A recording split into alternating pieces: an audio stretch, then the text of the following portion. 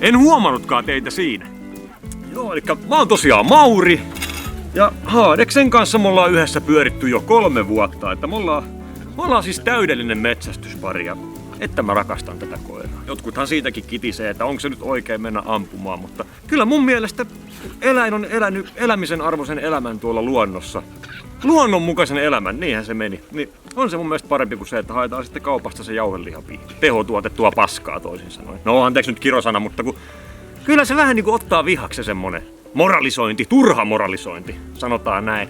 Itse asiassa kellohan rupeekin olla jo sen verran, että voidaan lähteä tonne hirvimettälle. No, mulla on täältä mun kivääri.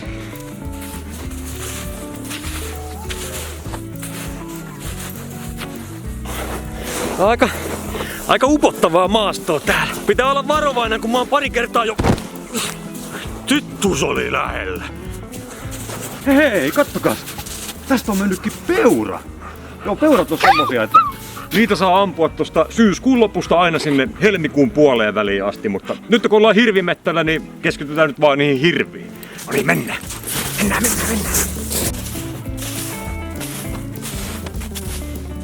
Ei saakeli. Täällä on mennyt kettu. Joo, kettu. Ketun paska on vähän tommonen emäksinen, niin sen kyllä heti tunnistaa, että joo, kettu.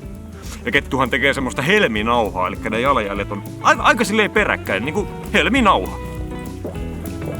Niin elokuusta huhtikuuhunhan voi sitten kettuja kaataa. Niistä on oikein mukavat rukkaset taikka sitten ihan pipon, että lämmittää kovasti kyllä. Tämähän on mulle siis ihan niinku henki ja elämä tää mettähomma, niin tuli sitten ostettua tämmöset sangen laadukkaat kiikarit ja...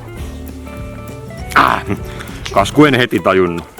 Niin siis näillähän mä sitten aina tiirailen noita hirviä ja itse asiassa nythän siellä näyttäisi puskassa heiluvan joku, niin ollaan vaan hiljaa ja katsotaan mitä tästä tulee.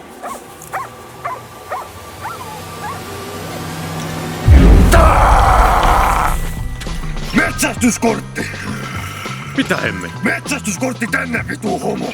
No, kyllä mulla nyt metsästyskortti on, mutta en mä nyt rupea sitä kelle tahansa näyttämään, että oot sä joku tarkastaja. No niin, ei sulla mitään korttia oo! Sitten sä tarvit tätäkään! No niin. Ja sinne meni kivääri, niin kuin mä olin saanut mun isoisältä rippilahjaksi. Baarille terveisiä! No niin, ja tekö taas? Mikäs täällä on nyt homman nimi? No niin, hyvä, poliisi.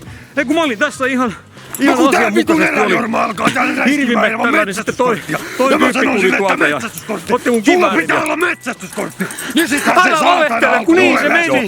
Ja sitten oli metsästyskortti tai ei, mutta tää on liito-oravien suojelualuetta. Nyt pidetään ne turvat kiinni. Jumalauta. No niin, hoidetaan sitä sitten toisella tavalla. Ja sitten mä sanon... No niin, tää on hoidettu. Joo, lähdetään kahville. No niin, tule Haades. Susta tulee kyllä vielä hyvä poliisikoira, vei.